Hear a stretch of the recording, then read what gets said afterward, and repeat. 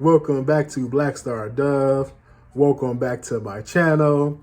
That's right, get the 2-for-1 special, even though this one is probably not going to be seen till next Wednesday. But I just wanted to go ahead and talk about it because this was going to be my original video before you saw the Dave Chappelle one. So let's go ahead and discuss it. First of all, I need you to hit me up with this HBO special. What that means? It means help a brother out. Trying to get to 1,000 subscribers. This will become another stream of income, as well as my other businesses and adventures and stocks. You know, I'm trying to survive out here. I got a child to feed. Let's talk about interracial dating. My thoughts on it. My thoughts are very simple. Love whoever it is that you want to love.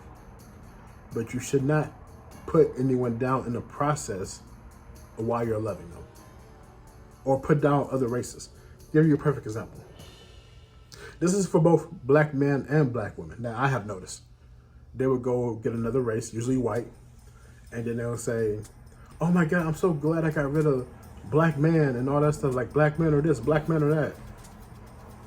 And like black men are broke, black men are undereducated, black men are like man, I've seen some YouTube videos and I'm just like, man, you're speaking this badly about your own people. How do you really feel about yourself? To be fair, let's look at some of the stuff that men would say. Oh man, her hair is natural. She ain't got no weave. She ain't got no eyelashes. She's fit. She's this, she's that. Like, that shit sound crazy, man. Like you're literally talking bad about your own people. It's crazy from both sides. Oh, and here's another thing that a man would say about a white woman. Oh, she's submissive. She does what I say. So that's their big thing. And then the women big thing is, oh, he has money. He can provide a lifestyle for me. And then I do what he says. Like, they were openly meant to being submissive because he has money. Okay, there's nothing wrong with that. You know, whatever lifestyle that you choose to live, that's what you choose to live. But I have literally seen so many people, both men and women, trying to drag the other down and lift up their quote-unquote white savior for both men and women. That has to stop. We have to have self-love, and we have to have love for our people. Like, I love every single black person. Even those who don't do the best and not try to live like a great lifestyle or an honest lifestyle. I still love you. I try my best not to disrespect you, both men and women. But of course, I'm not perfect. So if I ever was to disrespect, hopefully they'll pull me to the side and say, hey, what you did was disrespectful. And I can properly apologize and go about it. But we have to stop doing this. We have to stop bigging up other races and things of that nature. And we have to get to the crux of the problem. See, it's more than just dating outside the race. You got to look at why the relationships you're having within the race are certain ways. Let's just be honest.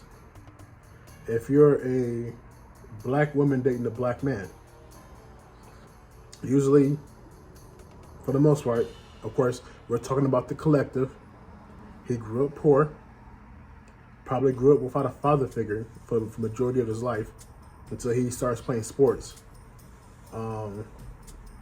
He grew up pretty much uneducated.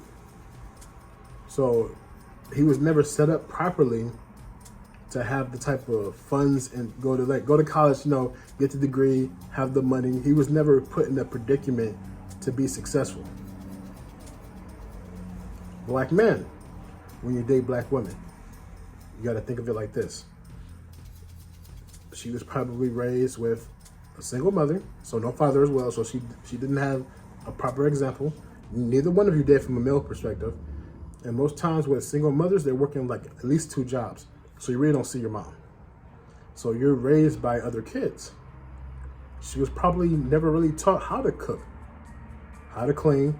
That's if you're looking for that type of woman. I'm not saying that every woman has to be cooking and cleaning, but she wasn't taught to be feminine. She wasn't taught to be submissive. You know, she wasn't taught these things that other races are taught. Like when you go look at a white family, they usually have the mom and dad, the sister and brother. Like, that son has been set up for success. He's been groomed for the most part. Now, whether he chooses to act upon it is on him, but he's given the resources to make a decision whether he wants to be successful. We were never given the resources. So he's been set up, like, he's been going to one of the best schools, chances are, in his city. He got accepted to college. You know, he ended up getting that entry-level position, working his way up. That way he has the money. He knows what to do with the money because his father's been telling him. You know, he's been having a business pretty much his whole entire life because his father was a business owner. So, like, the things that we notice and we see when we were kids, the fact that we are how we are adults. That white woman, she's been watching her mother be submissive. She's been watching her mother take care of the home. She's been watching her mother be feminine. She's been watching her mother be everything and above that man needs. And she's been watching that man have that masculine energy and a woman having that feminine energy. And they come together to create a loving, happy environment. For the most part, we're talking about the collective here. Of course, there's black people growing up with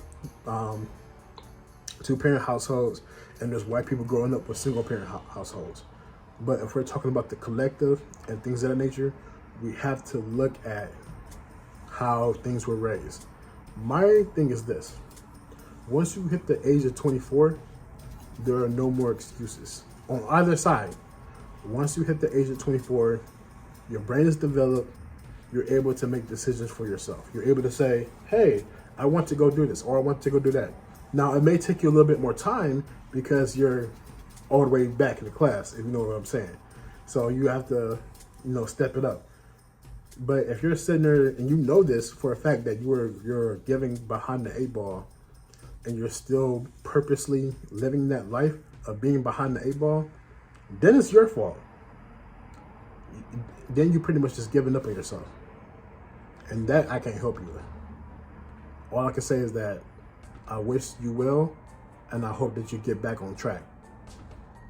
So again, with interracial dating, you have to look at the circumstances for what it is.